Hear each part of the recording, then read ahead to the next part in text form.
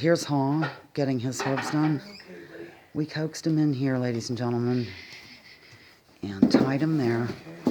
I can't tell you how good this blacksmith is. I just can't.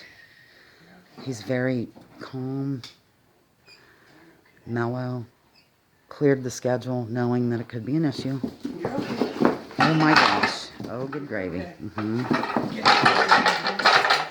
So, all right. That's what's going on here at Ears Acres. Here comes Stanley to check on things.